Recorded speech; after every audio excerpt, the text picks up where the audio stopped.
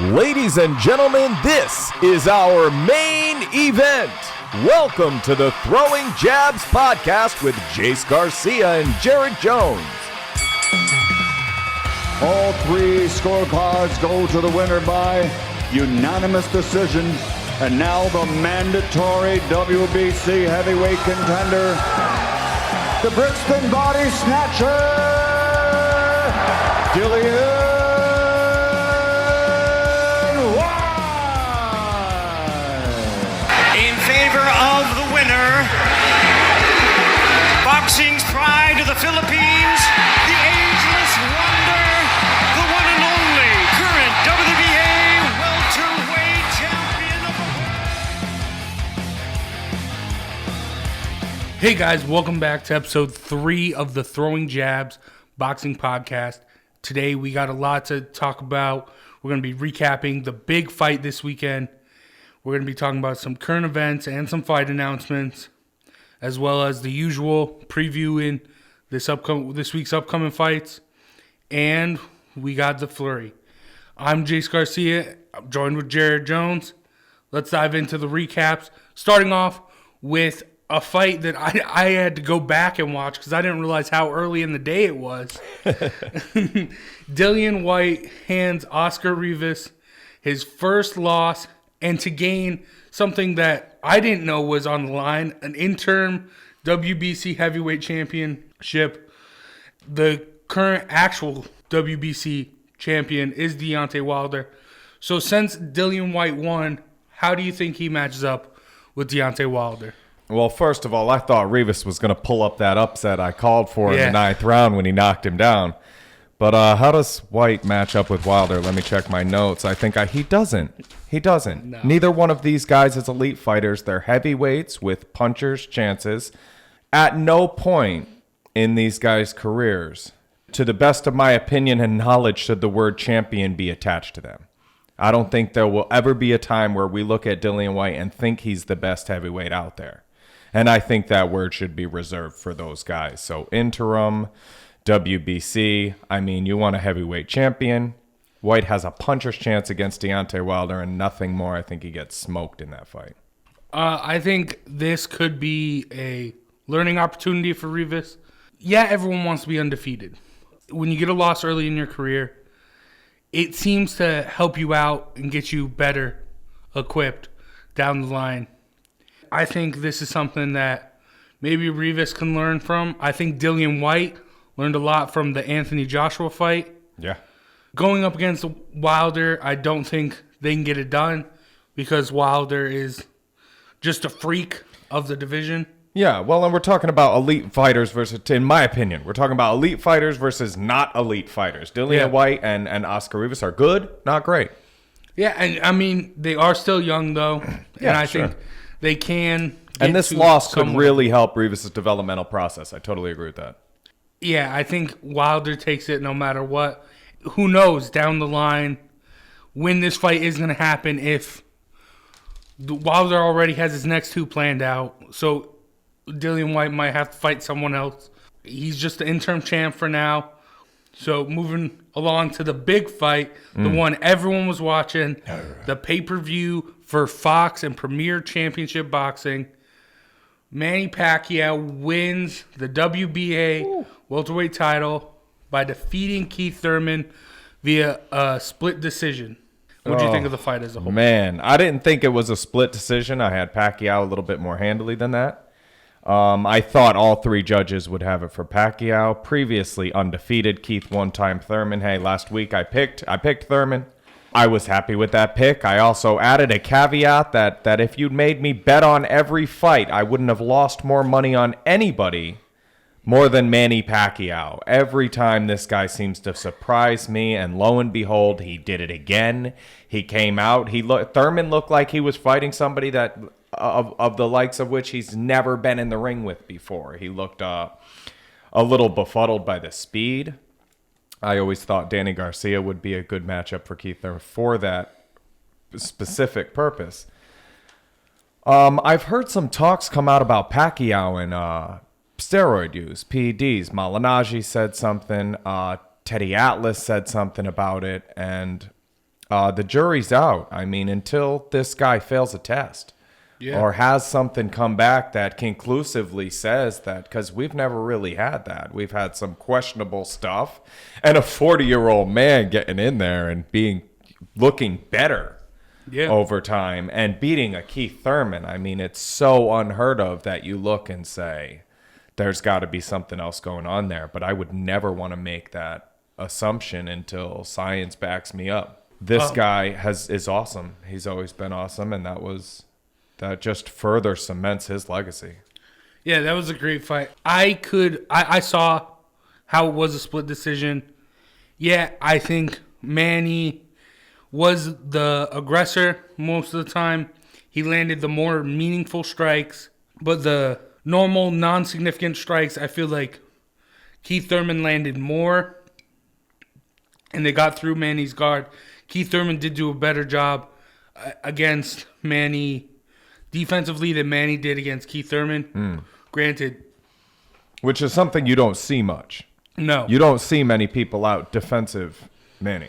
No, yeah, and there were a lot of shots that I think the judges gave Keith Thurman. That gave to Manny, that Keith Thurman blocked with his gloves, and they didn't actually impact him. So I understand the split decision.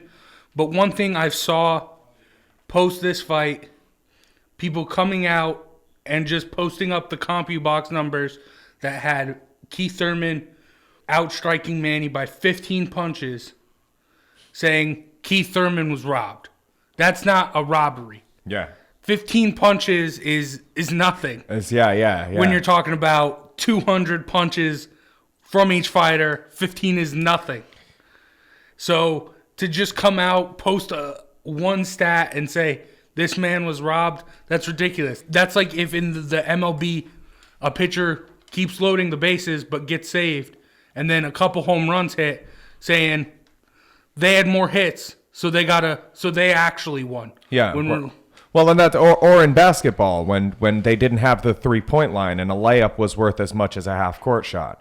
That's why we have judges in boxing, because the difference between a layup and a half-court shot could be a concussion.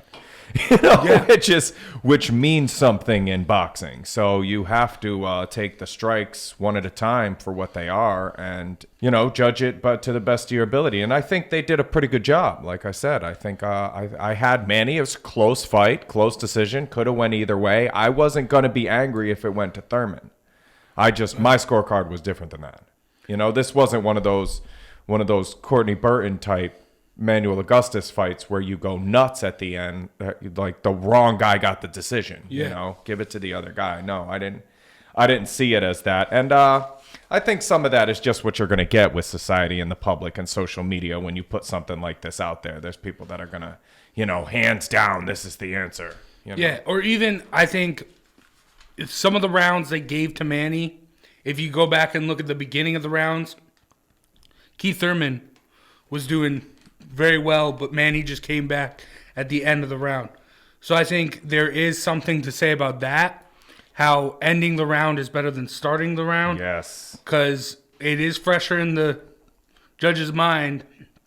And also, I think it goes back to schoolyard fights. You could knock someone down, but if they end up on top when the teacher comes in, they won that fight. You won the fight. Yeah.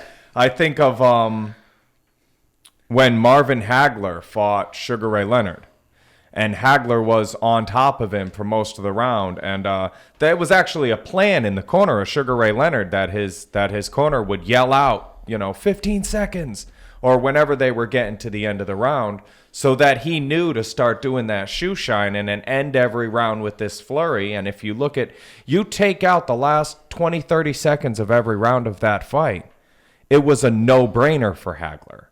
But you add that right at the end, boop, boop, boop, boop. And, Manny took a page out of Leonard's book and did some of that to Thurman. And it's not just the judges who see it like that. Like you said, even in the schoolyard, when that kid ends up on top, you're like, hey, dude, he got you, dude. Yeah, doesn't matter what happened until the teacher comes. Yeah, definitely. So what do you think is next for Manny and Thurman coming out of this fight? I'm not a big rematch guy. without a significant reign. You know, if somebody was dominant for a long time and then lost a fight, I think maybe they should deserve a rematch, but they should have earned it. I think these two guys were kind of in different hemispheres. It was a good fight, and I think the same thing will happen. You'll have another go-to-decision, close fight if they do it again. So I don't want to see it again. I'd like to see him fight the winner of Spence and Porter or Bud Crawford. I think Danny Garcia's a little styles make fights more boring than those other guys. I don't want to see Manny fight Garcia, and I don't really want to see the rematch, but any of those other three would be fun. I think Bud Crawford beats Manny handily. Yeah, I agree with that. Bud Crawford is still, like, pound for pound, 1 or 2. Between Errol Spence, Sean Porter, and Bud Crawford, and Danny Garcia, those are all ESPN top 5 ranked welterweights, not named Manny Pacquiao. Yeah. So those are, if there is going to be in the next fight, that's who it's got to be. But also, during the cast, we saw Floyd Mayweather there. We also heard a lot of talk about Floyd Mayweather coming back and doing rematch with Manny. Do you think that after this fight, should Floyd come out of retirement? I don't think it's good for boxing. If he does, I think it's the evidence that the general public has been bamboozled when it comes to boxing. The fact that this guy could come back out and charge $200 a head for this fight just proves that we're.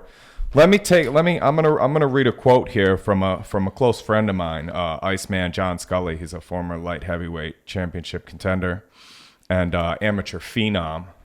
He's a local guy from right here in Connecticut. He said, "I don't care how good Pac-Man looked last night. I don't care if he could even beat Mayweather now in 2019. If you suckers pay for a rematch between those two, I'm going to unfriend and block you from Facebook, and I'm going to delete all your phone numbers, and I'm going to pretend I don't even know you when I see you on the street." Iceman John Scully. This is a boxing guy. And he feels like that because he trains good fighters that are working their way to the top and looking at the top and seeing not the best fighters. You know, they're going to go in there and look like they did the old age app. These guys are not, it's not 10 years ago we wanted to see that fight. Now, it's like people will pay for it because they're names, you know, because of name recognition and not because they're the best fighters. It's unfortunate for the sport, but it probably will happen. The way that Manny looked and the way that Floyd is, I think there's a chance, sure. We'll discuss this more in depth later on in the show, but I don't think this will make Floyd come out of retirement because Manny Pacquiao looked so impressive. And if you look at Floyd, he's calculated. He knows when to take his shot. And after a performance like that, I don't know if Floyd wants that. Floyd wants to stay undefeated. Well, and Manny kept it close with an injury in the first fight. Yeah. Floyd picked his time to fight him the first time. I don't think now is the time, if there is going to be a time, for a rematch. And we will discuss that possible fight more coming up. Staying with the welterweight division, you mentioned it earlier. We got a fight announcement. Errol Spence will take on Sean Porter September 28th to unify the WBF and WBC welterweight championships. Now, we'll get more in depth on that fight when it gets closer, but what do you think of that fight right now? I'm super excited for this fight. This is not Pac-Man and Mayweather. This is the fight Scully wants you to watch for $200. You know what I'm saying? These guys are both elite. I like both of them. Sean Porter, I think, has been on the fringe of that upper echelon, and that's where Errol Spence is. I think this will be a really good fight. These guys bring it. That one's worth watching for sure. This is the toughest fight for Errol Spence thus far. Yeah. Yeah. You could say Mikey Garcia, but Mikey Garcia is coming up multiple weight classes. We don't know what Mikey Garcia that was. Yeah. It's been too long and too far between, and Yeah, so this is going to be his best opponent to date, and it should be a good one. It should be fun. It should be really, really cool to see. We got another fight announcement earlier in the week. August 31st, Vasily Lomachenko looks to defend his WBO and WBA lightweight championships against former WBA challenger when Jorge Linares was the champion, Luke Campbell. I think Loma is possibly the greatest practitioner of this sport that we'll get to see live in our lifetimes. And I don't think Campbell has a shot at... It's boxing, but this one, it's Loma again. And he needs to get better fights. I think there's other guys in the division that duck him. He wants those fights at the top of the game, and when that guy says no, he calls the next guy. To make all those calls and work your way down to Luke Campbell seems like there's too many guys that are busy when he calls. Yeah, Loma, he is one of the best. He is one of, if not the best, right now, and he definitely needs another strong partner to get him to that potential Pacquiao or Mayweather level, because the public needs to be seeing these fights. Yeah.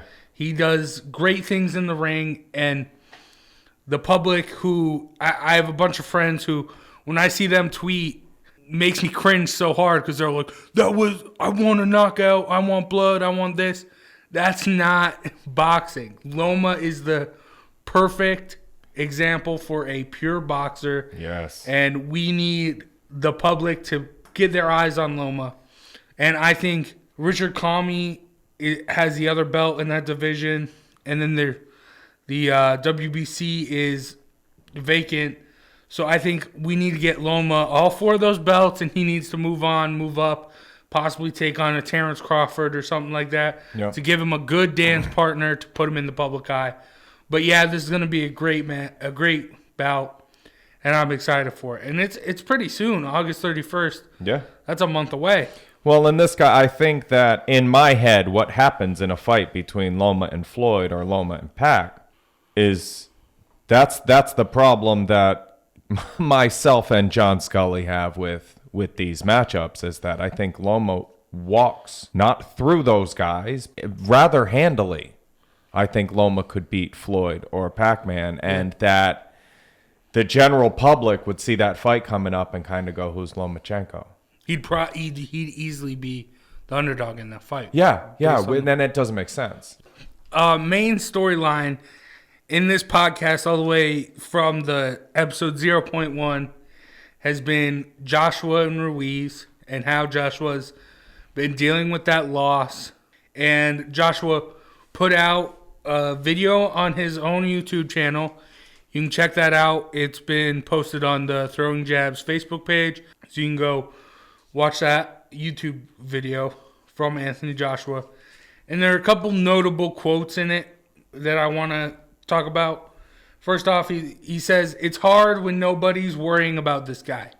They're thinking about the next guy down the line, and I'm looking at this guy. He's a good fighter, and that's why we picked." So Joshua is saying, yes, he knew who Ruiz was when he was stepped in the ring with him, and he's giving him props there, but he also kind of not directly talking about the rest of the division when you have Wilder and Fury, who Fury says he already signed a fight to fight Wilder in February, but he also has a date in October. And the same thing for Wilder, who is fighting Ortiz, but already talking about fighting Fury again in February.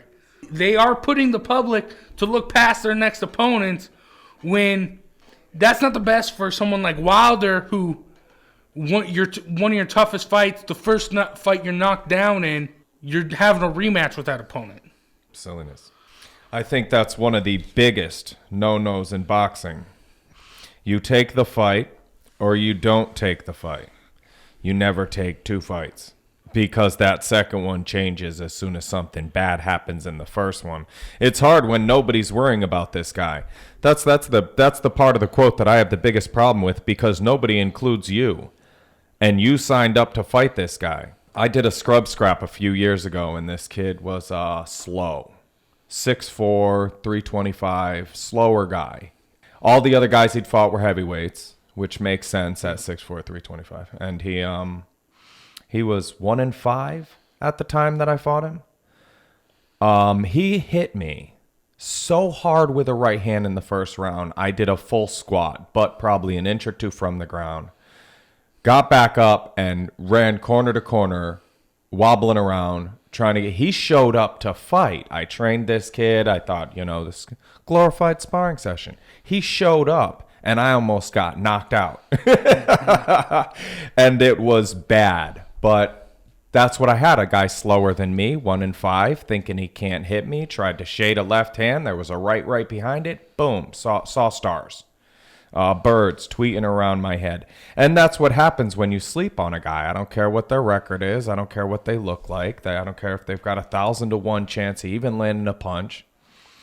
You signed up for that fight. As soon as I step into the ring with that other guy, that has to be my focus. I can't have the next thing. I can't have the power rankings on my mind. I can't have, They used to tell you, this is why guys go off to training camp. So that they're not concentrated on their work and their wife and their kids and their schooling or whatever the hell else they have going on. They have to concentrate on that one guy. You live and eat and breathe and sleep and crap that one guy for a couple months. And then when you end up in the ring together, you hurt him because that's what you've been planning to do for all of that time. And that's what you've been training for. To say nobody's really worried about this guy, well, then you shouldn't be fighting him. If I'm fighting him, I'll tell you who I'm going to worry about is that guy. So, no, I don't like this at all. It doesn't sound right. That leads into the other quote I have for him. Nothing felt different. I was focused. It doesn't matter where you put me. You could have put us in a shed and fight us in the garden. No problem. The object remains the same, doesn't it? Go out there and do your best. But no, nothing felt different. My understanding of this is Joshua is giving props to Ruiz. Now, that's something that I think means a lot because from my experience, most of the fans of Joshua are like ESPN fans who are the guys that throw up the stat that Thurman had more punches and say he got robbed. Yeah. They're the casual fans. But he's got a gold medal. Yeah, yep, exactly. And when that happened, they're the Stephen A. Smiths who go, that guy's butterbean. He's just a big guy who can hit real hard. Yeah. So for Joshua to say, no, this guy's good. This guy came out and this guy beat me. And he got Anthony Joshua. That wasn't some, twin brother that wasn't ready for the fight. I was ready. Nothing felt different. I agree with you that he's given that credit. But there was also that I think we've confirmed the report that he got knocked down pretty severely in sparring. Yeah. Does this happen regularly? I mean, when you say nothing felt different, you take a knockdown like that in a sparring session and you're Anthony Joshua, that probably hasn't happened in quite some time. So to say that nothing felt different, I think is a little bit, he's sugarcoating. Now, that just shows going into this rematch, if that is next, he is going to, he knows what he's up against. He knows how actually tough this guy is. So hopefully he takes that as a learning experience, this loss. Which moves on to the next quote. Good the segue. last quote I have from it. It's hard. I'm trying to psych myself up, but I don't have any envy or hate for this guy. This is, he doesn't have any envy or hate for someone who came in, wasn't supposed to win, was supposed to be a tomato can, and took his belts. And you're having a hard time getting psyched up and ready. It shows how much that loss and getting knocked out hurt his confidence, right? Yes, I think for sure. That's it. Honestly, this quote scares me.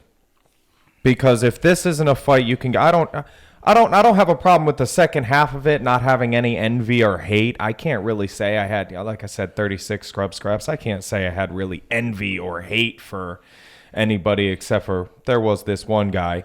But still, it's not like a regular thing you use to get up for the fight. Not me personally, So for him to say he doesn't is like, okay, maybe he's got the same temperament I do, and envy and hate really don't fall onto the spectrum. But it's hard I'm trying to psych myself up. Like you said, this guy came in a nobody, took your belt, you're undefeated, your gold medals, all those Twitter followers who are going to say, that you're the greatest thing since sliced bread.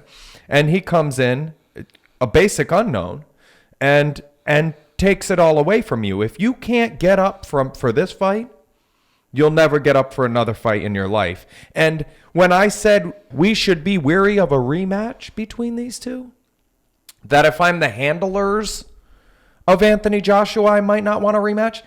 That's for us as the fans being weary, his fans. That's for his trainers. As a fighter, you want this rematch. You desperately want to get in there and knock this guy's head off. You took everything from me, and I'm coming to take it back.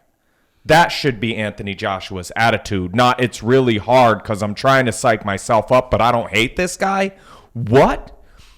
Now you sound like Ronda Rousey. Hey, if that's how you're feeling about it, go do WWE, Anthony Joshua. Yeah. Straight up. Anthony Joshua, if you can hear me, and this quote is real, and this is how you feel every day when you wake up, then you need to be in the WWE because you don't need to hate people to beat them at boxing. That's what you do for work. So get in there and beat this guy. You should want to take his belt. You should want to take his belt because it's not yours anymore. It's his, and you should want to go take it. And that's scary for me to hear. Yeah, I understand what you're saying. I don't think you should go join the WWE.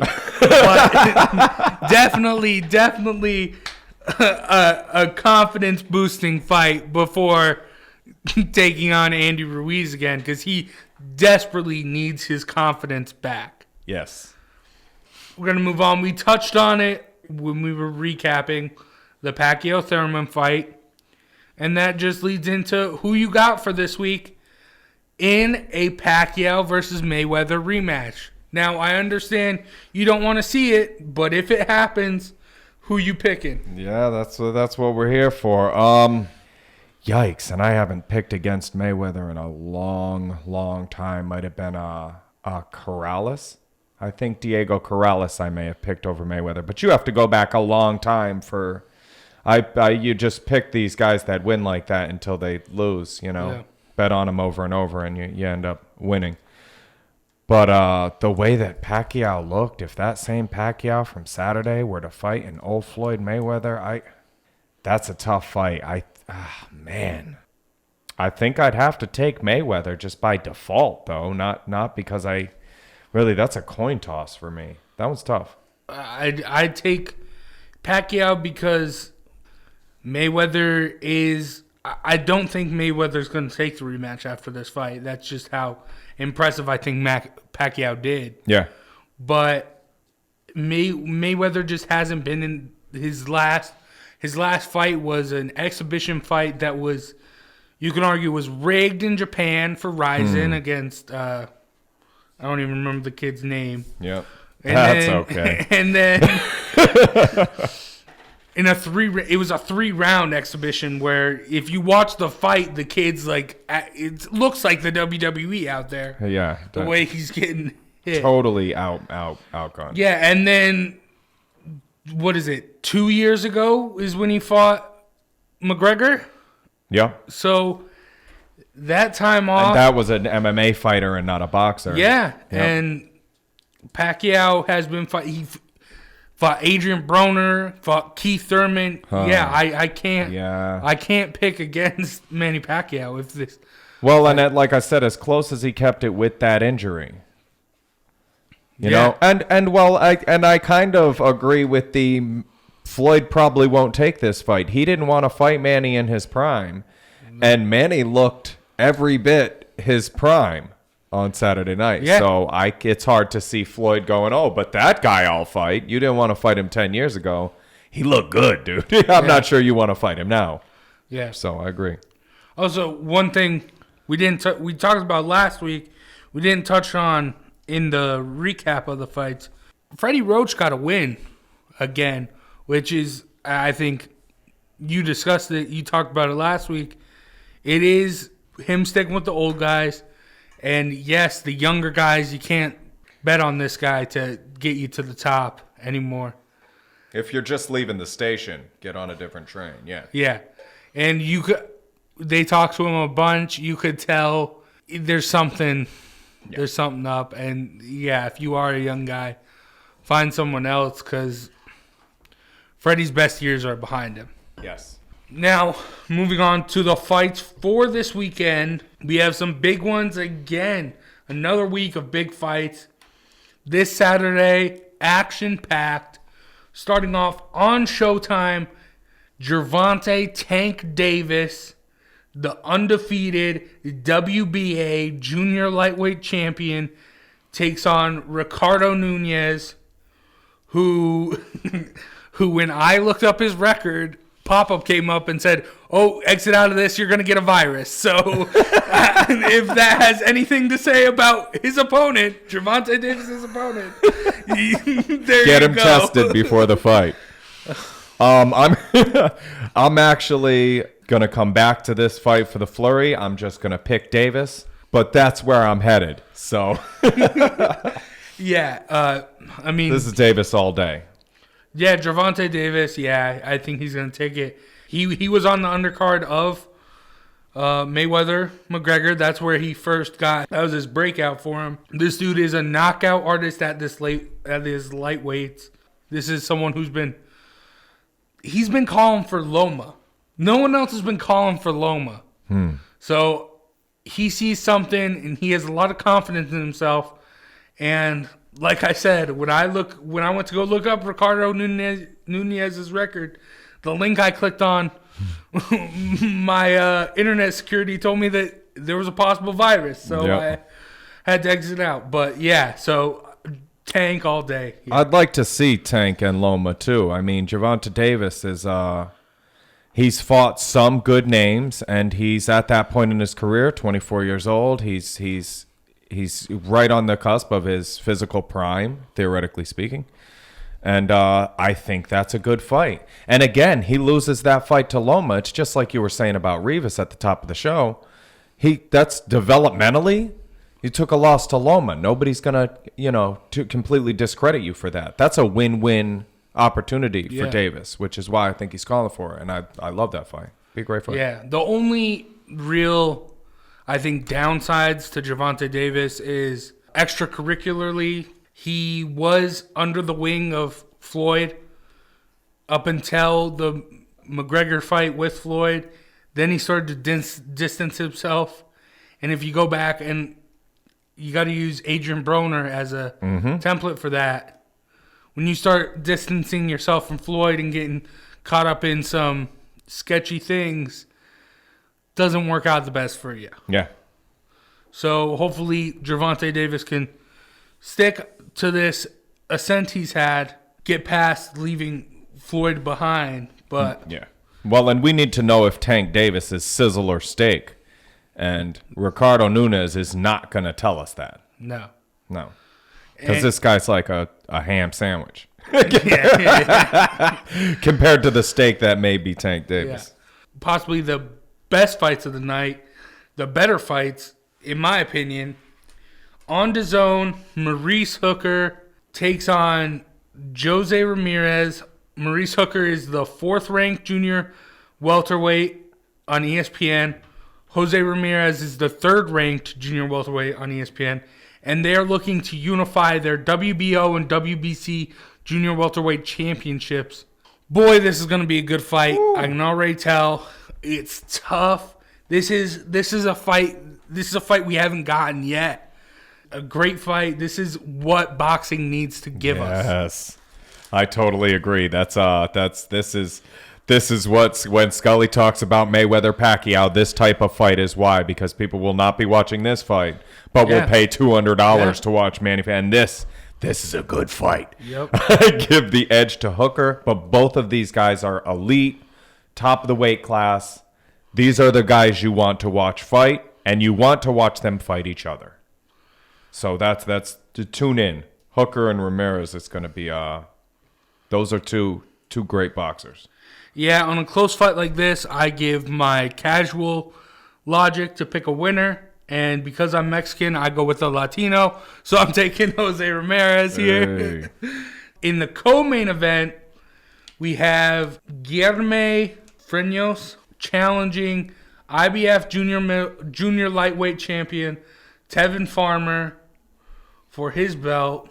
This is another instance where Guilherme, it was tough for me to find his record.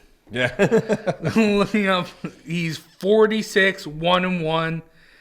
And Tevin Farmer is 29, 4-1, and 1 no contest. But all of his losses, his draw, and his no contest came very earlier in his career, and he has looked phenomenal. And to good fighters. I give Tevin the edge. He's fought better guys. He's got seemed to have good pedigree, but I think both are kind of fringe guys. And I won't be surprised because of the competition that they faced and how far off they are from each other. I won't be surprised if either guy is kind of exposed here for not being as good as we thought they were. You know, I don't think either guy is 46-1 type of guy. Yeah. So I give the edge to Farmer. I think he's had better competition, but I'm not sure either one of those is top of the line. It's not going to be like Hooker Ramirez where you're watching some of the best fighters in the world. Yeah, I agree with you. I think Farmer's going to get it done. This fight and the Gervonta Davis fight, these are tomato cans. I guess Guilherme Freitas has the better record. But I think, Farmer's going to get it done, and so is Gervonta. I'm going with Jose Ramirez. So that's it for the preview of the fights this weekend. Now, we're going to end the show like we always do. And Jared, hit me with that flurry. Oh, well, the flurry, I told you I'd go back to Gervonta Davis and Ricardo Nunez. Davis, I think, is on the cusp of good and great. Nunez is neither good nor great. This guy's 21-2. He's a good dad. Seems to be a good person. I'm not sure he's a great boxer, and I want to talk about a guy named Barney Arguelles. You don't know who that is because your thing went to a virus, but neither did I. So Barney Arguelles started his career 10-1, and his only loss was to a 3-1 Ricardo Nunez. In his first 11 fights, his opponents were 33-67.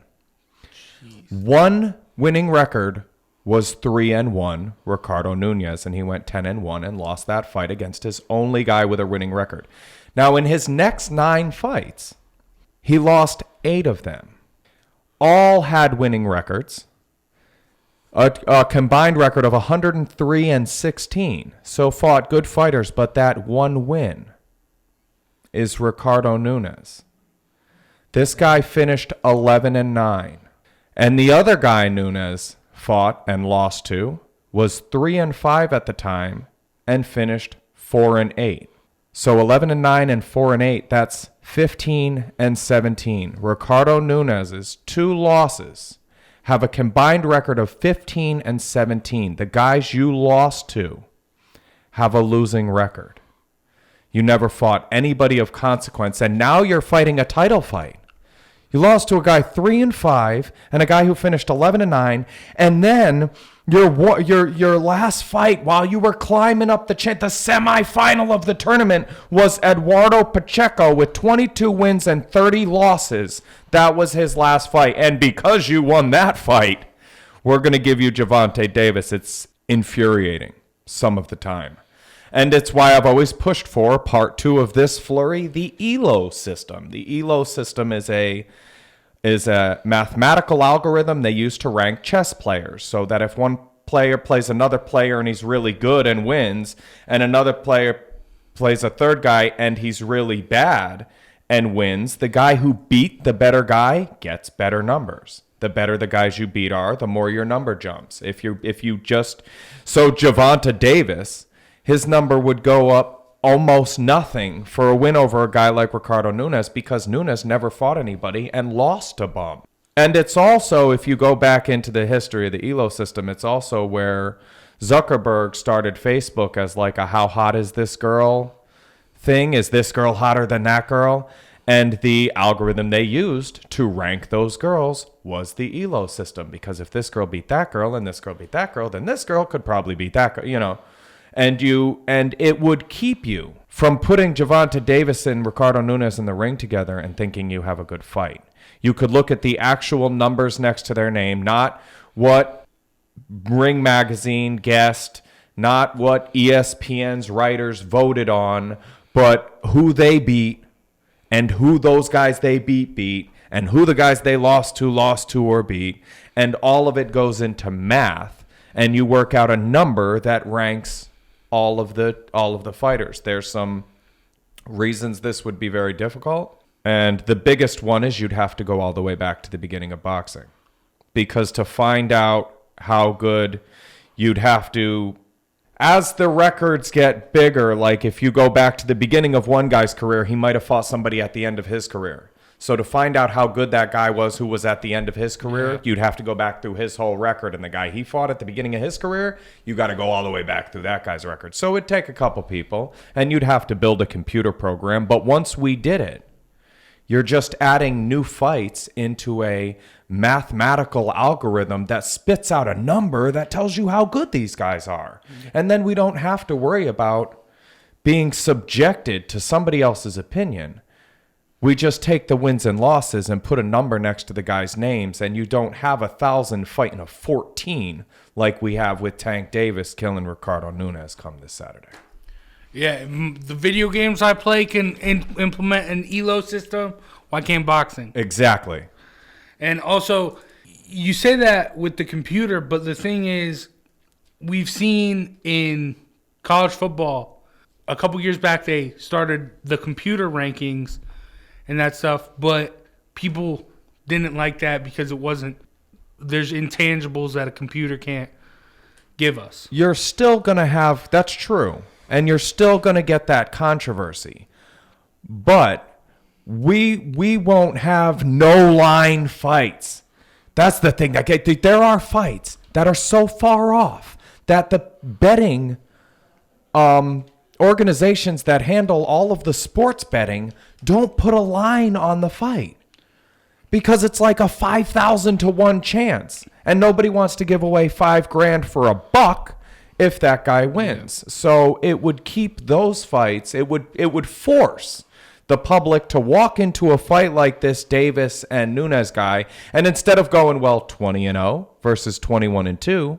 You'd go, this is 1,000 versus 14. Why are they fighting each other? It would force boxing to have these things to make more sense. And you wouldn't be building these guys up to, there's plenty of 20-0 guys out there that Davis would walk through at half speed because they never fought anybody. Because you're picking and choosing, you're cherry picking all of your fights, a la Floyd Mayweather, of the ones you can win. Some of the tomato cans in boxing are really bad.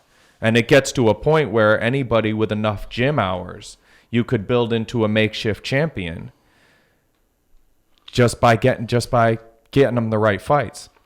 And you want to see that. With their ELO number, you could actually see, instead of like you and I have to go into BoxRec and we got to dig through each guy and try to find, did he fight anybody? Well, did he beat anybody significant? And try to know all the names. You put a math number in there.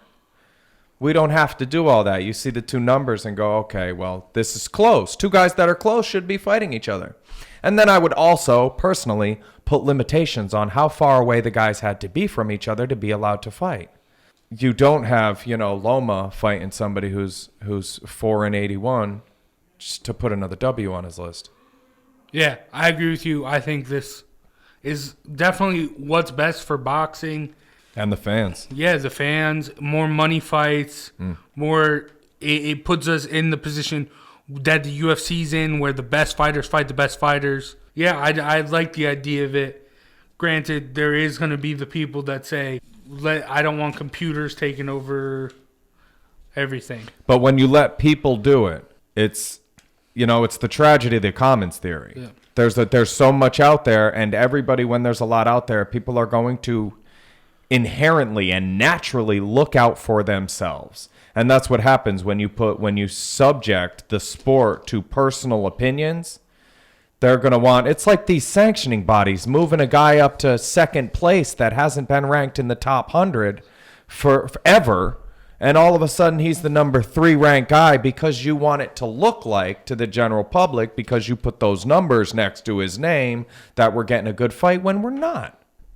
Yeah, so I want the numbers next to the guy's name to reflect how good of a fighter they are. That's all I'm saying. Yeah. And the records don't do that. No. And the rankings don't do that. No. So let's add a number that actually lets us know with some kind of accuracy how good these guys are. Yeah, I think that is definitely what's best for boxing, and I would love to see that implemented down the road, if not soon, at least in my lifetime. Yeah. Because boxing is right now it hasn't really changed that much. Yeah, well, and it's at a crossroads. Yeah. It's got to do something if it wants to get back to that spot it was alongside basketball, baseball, football, or even ahead of those games at one point. If you want to get back, you've got to cater to the fan, and that's the problem the fan is having, is knowing how good these guys are. Yeah, and if you look at UFC, it's on the rise right now. Because they give us the best fighters, fighting the best fights. So if you don't want UFC to eclipse boxing, this is something that needs to be done. Yeah, you have to stop doing that. Yeah. And you saw both the UFC and George St. Pierre back away from that tactic. He was the big money fight. He was the big name. And they did give him maybe a fight or two that were a little bit out of his... And then he won one of them. So what are you going to do? Yeah. But I've seen the UFC at a couple times back off of that same format of let's create superstars instead of finding out who the fighters are. Let the public decide who the superstars are. You guys decide who the fighters are and give us the best fights. Yeah. And that's going to be it for the show. Thanks, Jared, for coming by. How can they reach out to you if they want to? Jared Jones on Facebook, and Scrub Scraps has its own group page. Be sure to go on and like that. You can follow the show on Facebook. You can like us, Twitter, at Throwing Jabs on Twitter, as well as check out the website. All the episodes are going to be uploaded there first, as well as we have submitted, and will hopefully, by the time either this episode comes out or next episode, be on iTunes, Spotify, and iHeartRadio. So thank you guys very much. Hope to see you next time, and peace out.